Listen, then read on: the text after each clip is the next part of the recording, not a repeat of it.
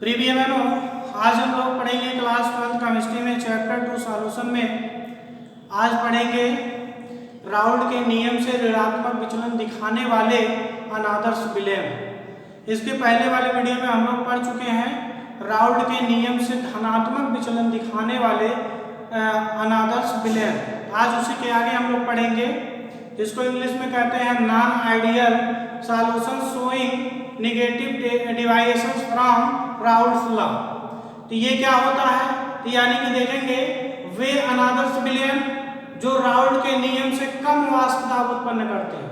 उसमें क्या था, यानी कि जो धनात्मक विचलन प्रदर्शित कर रहे थे उसमें क्या था, राउल्ट के नियम से अधिक वाष्प दाब उत्पन्न कर रहे थे, जबकि इसमें क्या है, कम वाष्प दाब उत्पन्न कर रहे हैं।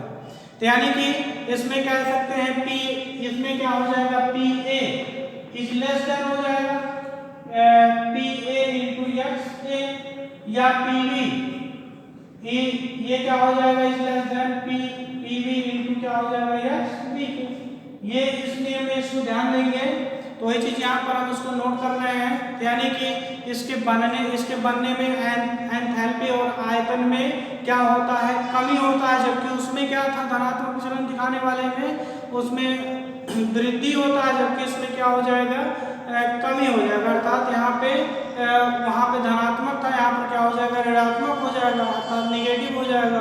वो हम देखेंगे धनात्मक विचलन प्रदर्शित करने वाले, उसमें देखेंगे वहाँ पर वो किस टाइप की क्रिया था, उसमें देखेंगे ऊष्माशोषी प्रक्रम में था, जबकि इसमें क्या होगा, यहाँ पर ऊष्माक्षेपी प्रक्रम या जिसको कहते हैं एक्सोथर्मिक प्रोसेस में यहाँ पर कह सकते हैं।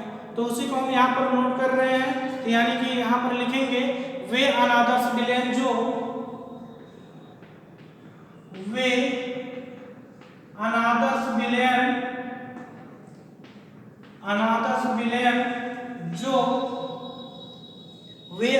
विलयन जो राउल्ट के नियम से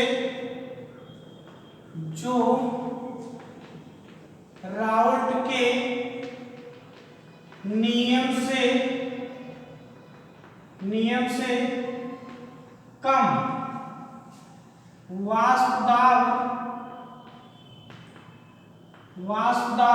उत्पन्न करते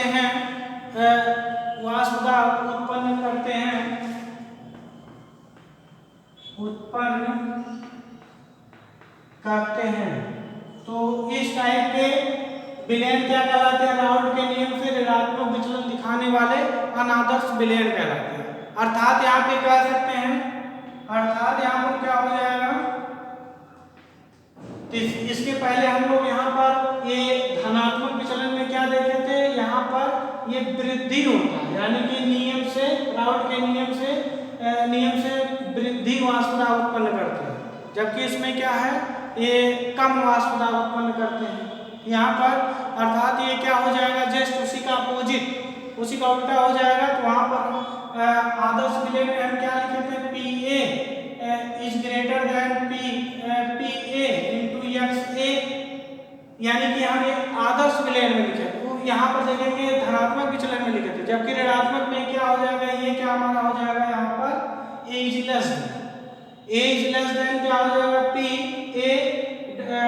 PA इंटू XA, यहाँ पे ये P नॉट A, और इसी प्रकार से हम कह सकते हैं PB इज लेस देन क्या हो जाएगा, P नॉट B इंटू क्या हो जाएगा, XB। अर्थात यहाँ पर ये जो लिखे हैं ये P नॉट B है। तो इस प्रकार से यहाँ पर ये क्रिया हो जाएगा, तो यानी कि इनके बनने पर आयतन एवं एंथैल्पी में क्या होता है, कमी होती है। इनके बनने में, उसी को लिखेंगे,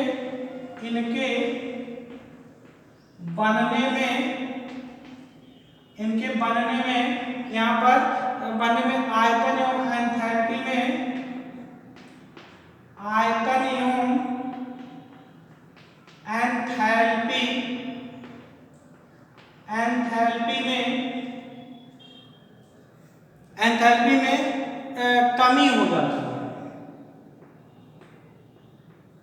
कमी हो जाती है। तो यहाँ पर इसको हम क्या कह सकते हैं, तो यानी कि यहाँ पर delta V mix is equal to ये क्या हो जाएगा यहाँ पर, ये निगेटिव हो जाएगा, जबकि यहाँ पर धनात्मक वाले में क्या था, यहाँ पर पॉजिटिव था। तो वही चीज यहाँ पर डेल्टा एच इसको देखेंगे यहाँ पर, इसमें परिवर्तन यहाँ पर क्या हो जाएगा, ये भी निगेटिव हो जाएगा। तो यानी कि जो हमारा ये अभिक्रिया हो रहा है, तो यानी कि एक इसमें हो जाएगा एक्सोथर्मिक प्रोसेस कहलाएगा। इस ये जो प्रोसेस होगा यहाँ पे, ये हमारा किसमें होगा, एक्सोथर्मिक प्रोसेस। यानी कि इसको कह सकते हैं ऊष्माक्षेपी प्रक्रम, ऊष्माक्षेपी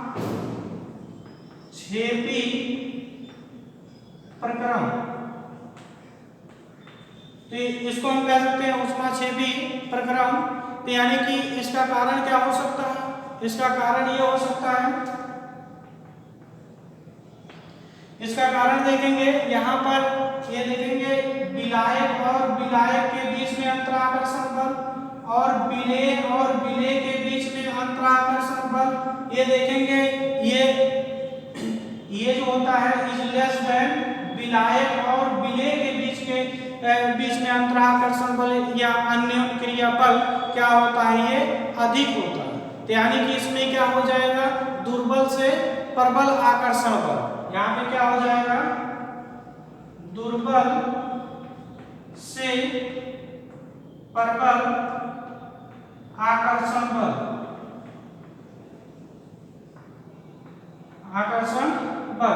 तो यानी कि ये यहाँ पर देखेंगे दुर्बल से प्रबल आकर्षण, जबकि उसमें क्या था, यानी कि यहाँ पे धनात्मक विचलन वाले में क्या था, उसमें यहाँ पर ये था कि यहाँ पे ये प्रबल से दुर्बल आकर्षण बल था, जबकि यहाँ पर ऋणात्मक में क्या है, यहाँ पर दुर्बल से प्रबल आकर्षण बल। यानी कि धनात्मक और ऋणात्मक विचलन में यहाँ पर थोड़ा सूक्ष्म अंतर है, उसको यहाँ पर ध्यान देंगे। यानी कि इसको नोट करेंगे, इसको इस टाइप के एग्जाम्पल्स को हम आगे बताते हैं, या इसी को हम यहाँ पे ग्राफ में प्रदर्शित कर देते हैं। ग्राफ में यहाँ पर कैसे प्रदर्शित करेंगे, हम जब धनात्मक विचलन प्रदर्शित कर रहे थे तो उसमें यानी कि जब यहाँ पर शुद्ध, यहाँ पर ये शुद्ध विलायक था, उस समय यहाँ पर इसका मोल प्रभाव कितना था, 1।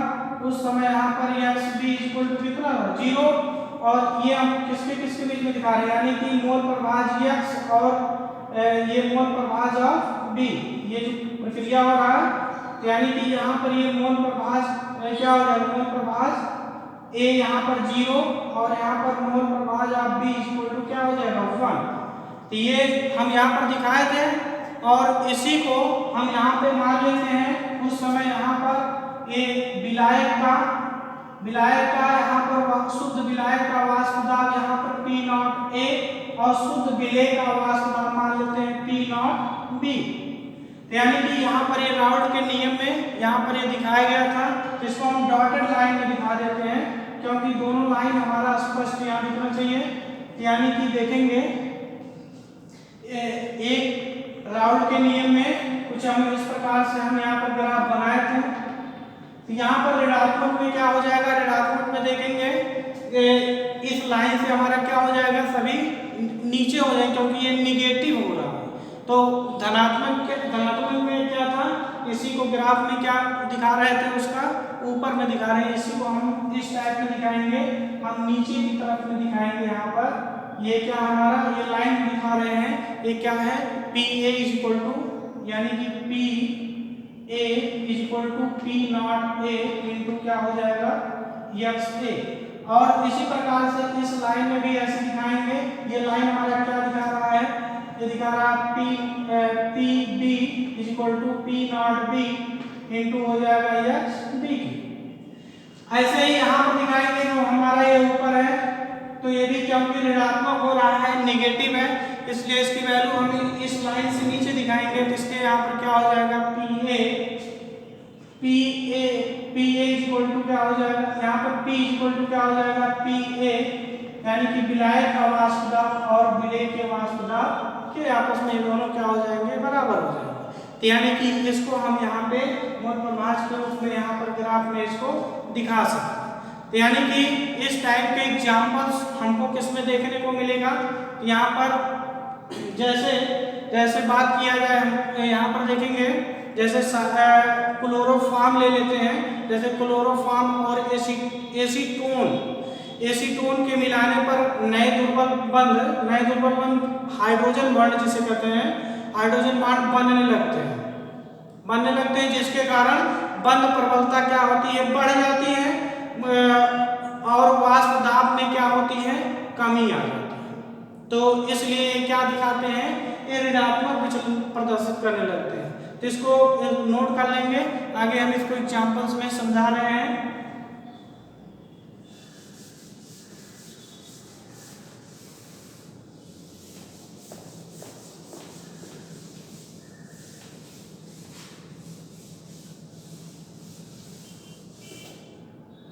जैसे यहाँ पर देखेंगे एग्जांपल्स में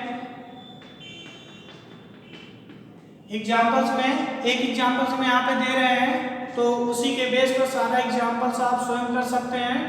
जैसे देखेंगे यहाँ पे एक क्लोरोफॉर्म को ले लेते हैं, क्लोरोफॉर्म CH3, और इसी में दूसरा हम क्या ले लेते हैं, एसीटोन को ले लेते हैं। अर्थात एसीटोन का मतलब यहाँ पर हो जाएगा CH3CO ये हमारा क्या है, एसीटोन। यानी कि इन दोनों को आपस में ये मिला रहे हैं। तो मिलाने के बाद इसमें इसका स्ट्रक्चर हम बना देते हैं, यानी कि यहाँ पर इसका स्ट्रक्चर हमारा कुछ इस टाइप से बनेगा। ये क्या है, क्लोरोफॉर्म, और इसके बीच में देखेंगे यहाँ पर कुछ ये वीक बॉन्ड यहाँ पर दिखाए हैं, दुर्बल बंध, यानी कि दुर्बल बंध बन रहा है। तो यानी कि यहाँ पर क्या दिखाएंगे, ये एसीटोन को दिखा रहे हैं, यानी कि ये क्या हमारा है, ऑक्सीजन। तो यानी कि ये हमारा कार्बन देखेंगे यहाँ पे CH3, और यहाँ पर क्या लगा हुआ CH3, जो एसीटोन को हम कुछ स्ट्रक्चर फॉर्म में लिखे हैं। तो ये जो बीच में ये हमारा बन रहा है, ये क्या बन रहा है, ये हाइड्रोजन बॉन्ड बन रहा है। ये जो बीच में हम डॉटेड लाइन दिखाए हैं, तो ये क्या है, हाइड्रोजन बॉन्ड दिखाए हैं। तो इसको हम लैंग्वेज में किस प्रकार से लिखेंगे, उसी को लिखेंगे क्लोरोफॉर्म तथा एसीटोन, क्लोरोफॉर्म तथा एसीटोन, चाहे आप इसको फार्मूला भी लिख सकते हैं, क्लोरोफॉर्म तथा एसीटोन के मिलाने पर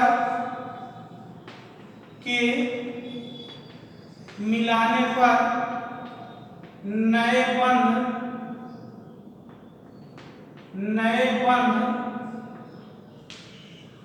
यहाँ पर देखेंगे, नए कह सकते हैं, नए दुर्बल, यहाँ पर क्या हो जाएगा, नए दुर्बल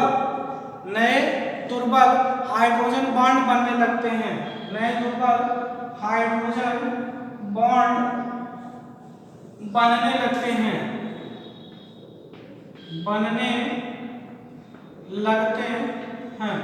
यहाँ पर देखेंगे नए दुर्बल हाइड्रोजन बॉन्ड ये बनने लगते हैं कब, जब यहाँ क्लोरोफॉर्म एसीटोन को मिलाया जाता है तब बनने लगते हैं, जिसके कारण बंध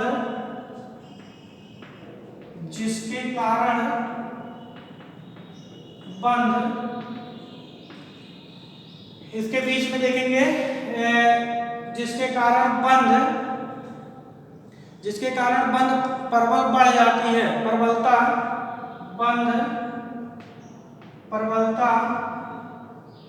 बढ़ जाती है, जिसके कारण बंध प्रबलता क्या होता है, बढ़ जाता है या बढ़ने लगती है, और वाष्प दाब में क्या हो जाता है, कमी हो जाती है, और वाष्प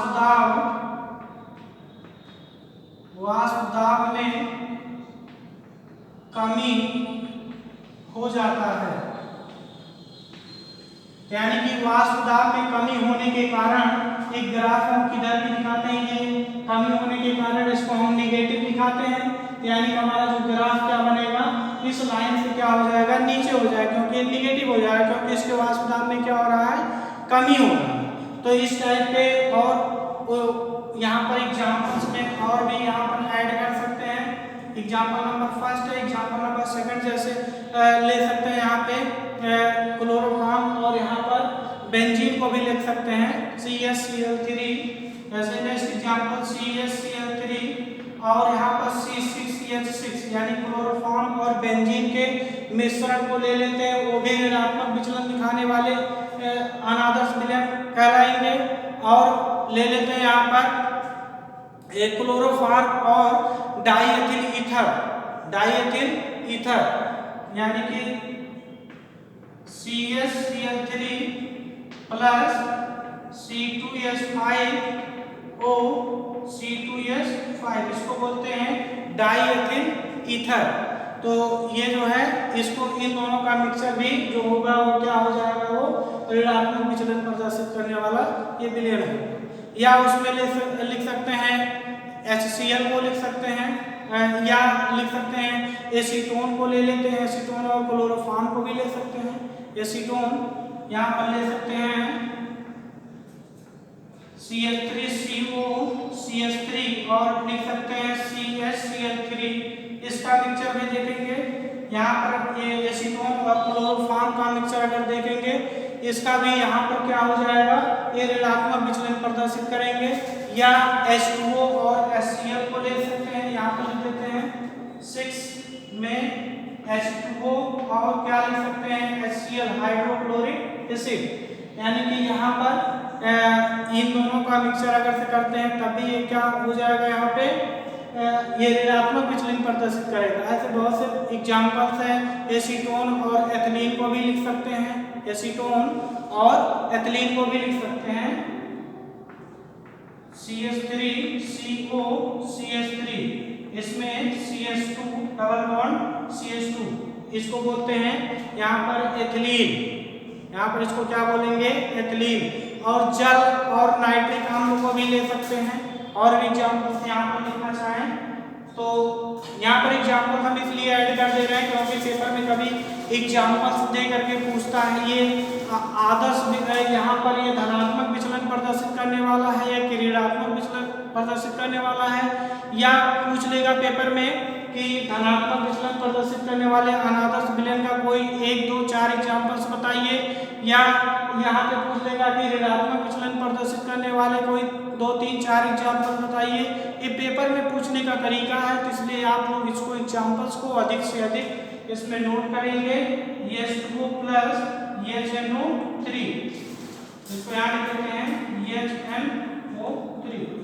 यानी कि इस टाइप्स के बहुत से ऐसे एग्जाम्पल्स हैं क्योंकि पेपर में ये बहुत ही पूछा जाता है कि यहाँ पर पेपर में पूछता है राउल्ट के नियम से ऋणात्मक विचलन दिखाने वाले अनादर्श विलयन कहते किसे हैं, और इसका विद डायग्राम सहित इसको जो है उदाहरण सहित समझाइए। या पेपर में ऐसे ही पूछ सकता है कि यहाँ पर राउल्ट के नियम से ऋणात्मक विचलन दिखाने वाले अनादर्श विलयन के कोई 2 एग्जाम्पल, 3 एग्जाम्पल, 4 एग्जाम्पल, 5 एग्जाम्पल्स लिखिए।